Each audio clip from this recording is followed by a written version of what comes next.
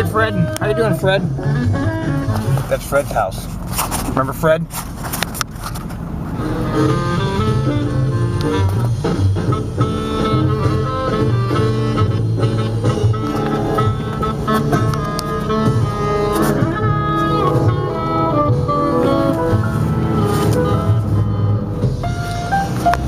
Okay, Thursday here,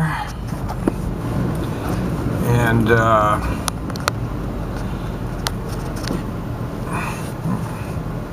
we're having a wonderful time going to work at TriMet after yesterday's disaster of malfunctioning equipment, which made me 20 minutes late. You know, I'll just never understand why it's necessary to destabilize everybody because the lift doesn't work. I don't get it. That really bothers me. It was my own fault for calling that in. I shouldn't have called it. I shouldn't have called it in because I very rarely get lift people, and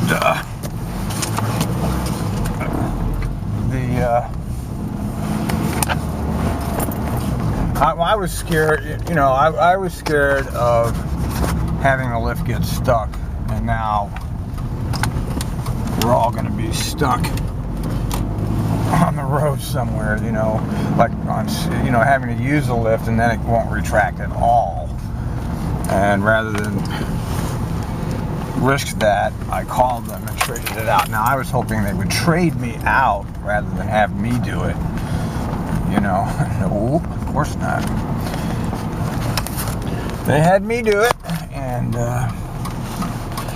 it went faster than usual. You know, and all the people that were waiting for me over there at that 67 turnaround there, they were shocked that I came back, because apparently most of the times that a driver says I'll be back, they don't come back.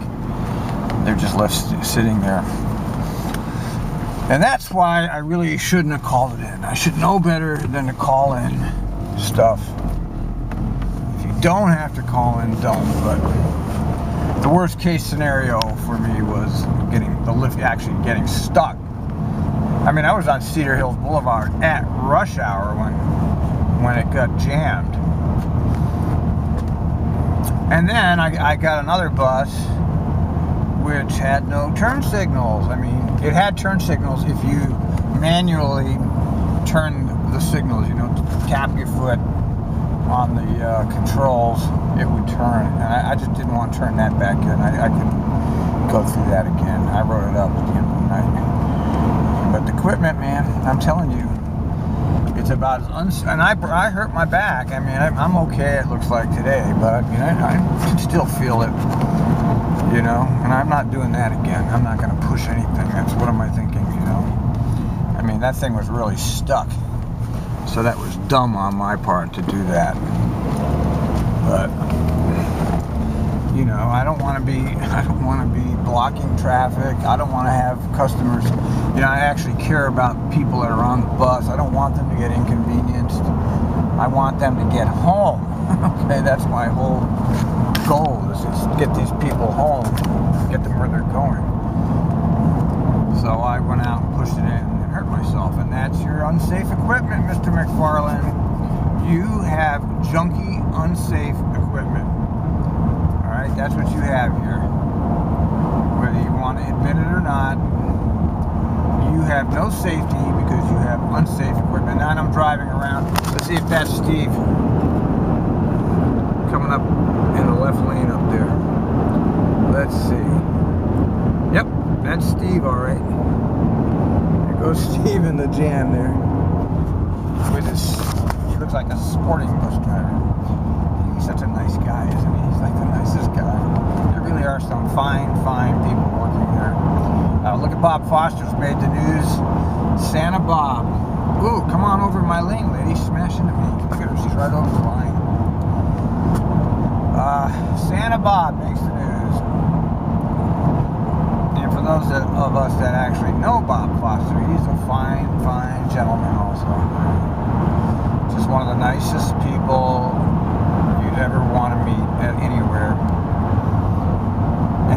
driving a bus in TriMet?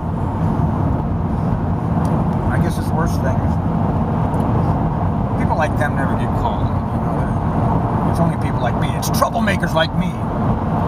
Making trouble, stirring the pot. Actually participating in TriMet politics. They don't like that. Don't you get involved in the TriMet politics here.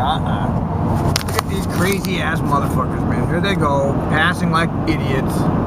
I'm going in, I'm going out. He's determined to have a bad Christmas and wreck his car, whatever. Just relax, people. Relax, you know, you're gonna get where you're going. If only people could stop the psychology of, I gotta get there faster than you. God, it would be so. Did you know 1 million people a year die on the roads? There were 6 million auto accidents in this country last year. There were 6 million of them.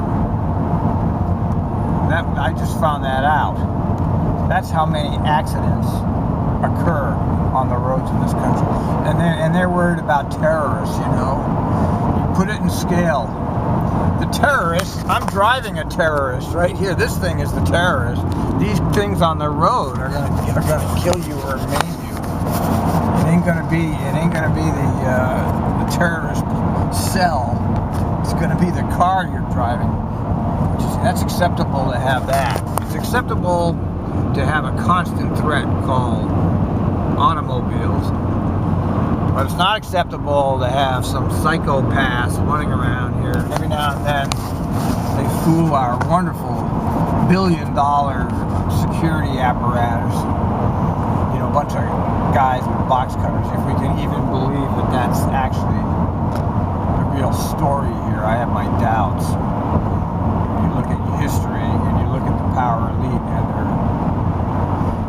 the way they manipulate the mass mind, like we're all a bunch of sheep. We're all a bunch of sheep. You could hurt us. You hurt us in different directions.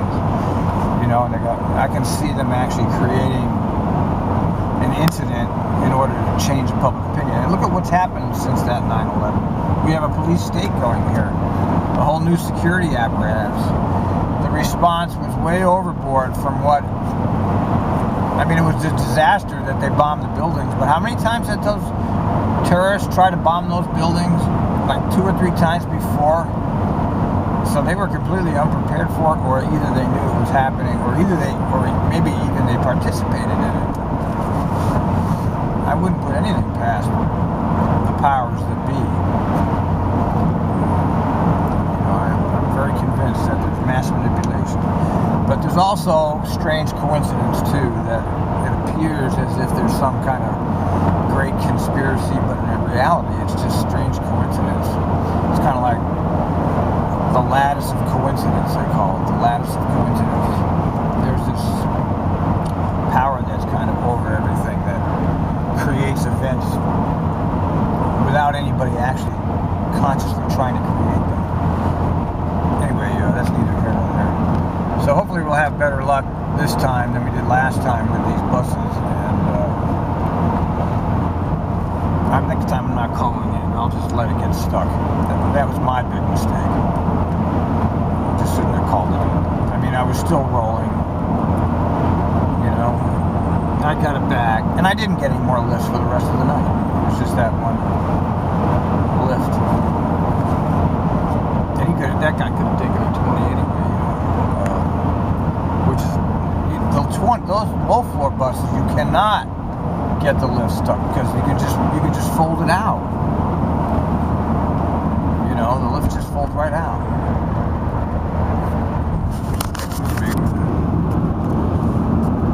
So we're winding down Christmas week here. Traffic looks fairly light over here at the moment. It's either going to be a madhouse tomorrow or it's going to be easy. People are going to be off for their vacations, you know. And they'll be starting tomorrow. They'll be doing their little their traveling and shit.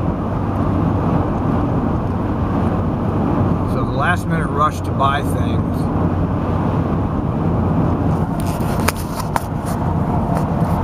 Jenkins has been the usual mess, but it's nothing extraordinary. I mean, last week was worse than we had facing this week.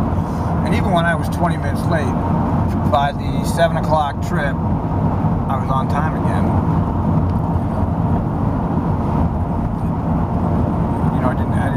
brakes, and I had to go back and forth like a yo-yo, which I think is unsafe. But whatever I think doesn't mean shit, apparently.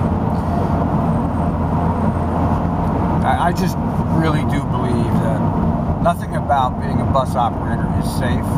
This job is hard. It's incredibly hard. People underestimate what we do.